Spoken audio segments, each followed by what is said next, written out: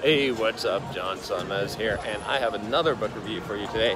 I'm just catching up on book reviews because I've been reading a lot of books. Just finished a 15-mile run today, and I'm doing a bunch of videos as I am walking down the Las Ramblas in Barcelona, Spain. This book was a book that I heard of a few times, never really was that interested in. So the book is called Becoming Ultra. It's by Rick Roll, and this guy, he's kind of an amazing character. I don't know if I get the story exactly right, but essentially at something like 39 years old, he was like 50 pounds overweight, was winded climbing up the stairs, and he decided to turn his life around.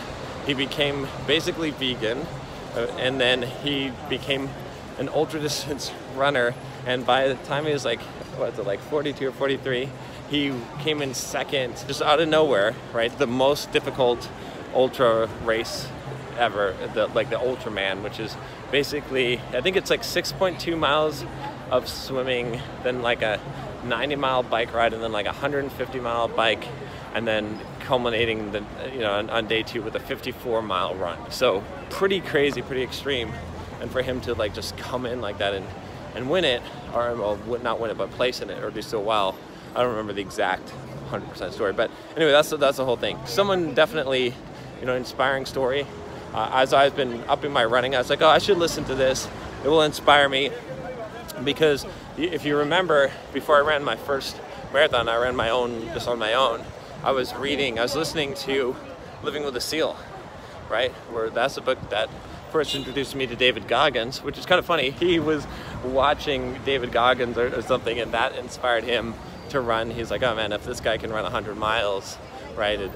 So it's kind of cool. David Goggins is definitely my hero. As much as I've got the bulldog mindset and I want to teach you guys to have it, this is the guy that is like 5 levels above me, like that I try to live my life up to, because man, that guy is just damn. So this book is essentially his story, and it's kind of interesting. It weaves a couple of threads, right?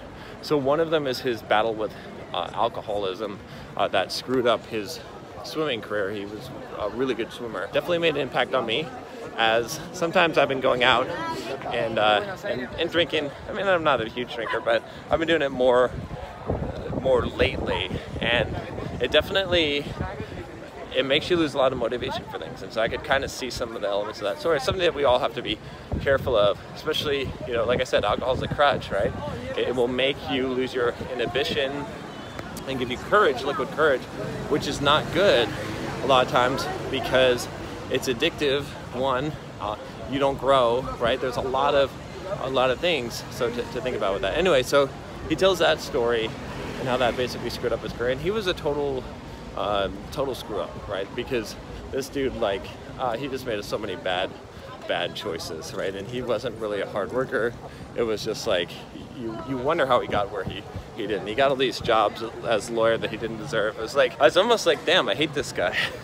as I'm reading the book, I'm like, what a fucker, what an idiot. He's being honest, he's being truthful, and he's changed, right? The whole point is that he's changed, right? Anyway, so it tells that story, and it also tells the story of him training and running in these events. There's a little bit of this kind of what I'll call the vegan agenda, which, again, guys, I don't have any problems with you guys being vegan, or anyone eating vegan or anything like that.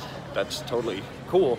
But what I do have problems is when the agenda is being pushed so hard and it's like being manipulated. And he kind of does that a little bit, so, whatever. But I actually did a review on How Not to Die, which he mentions in the book. I think this is the revised version of the book, so go check out that review. But essentially, it's not a big deal. I mean, I'm not gonna let that detract from it. It's just that I think he's kind of attributing veganism to his amazing results a little bit more than it is. I think there's some missing pieces of his training regimen and whatnot there, but hey, it's all right. It's fine. It's a story, okay? And it's inspiring. So then it goes into his running career and these races, and kind of like a detailed step-by-step, like what it was like to run these races and the trouble that he went through.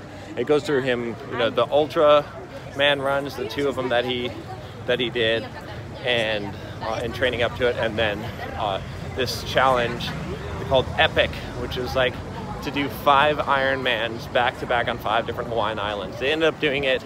I won't spoil the surprise, but he goes through that and just what it's like to go through that, and that's kind of interesting. It's really inspiring, you know, just to see the struggle and the pain. And then he's got this appendix where he actually has some really good, solid life advice that I think, you know, he's got a podcast now. I haven't checked it out, but I think it's really good. Like if you're a runner, even if even if you're not, just to get that bulldog mindset, because like it's dealing with the pain. It's going through it. It's the pain showing you who you are and making you realize, you know, who you are, and realizing that through going through these struggles and these hardships, this is what it takes. And that's what this book is about, and that's what he discovered in life. And that's why I do some of the things that I do, you guys. Like, this is why we have to have the bulldog mindset, is because when you fucking go through this stuff, when you force this pain upon yourself, that's what makes you, you know, realize what you're capable of and really know who you are. So anyway, that's all I got for you today. If you haven't already, click that subscribe button below, and I will talk to you next time. Take care.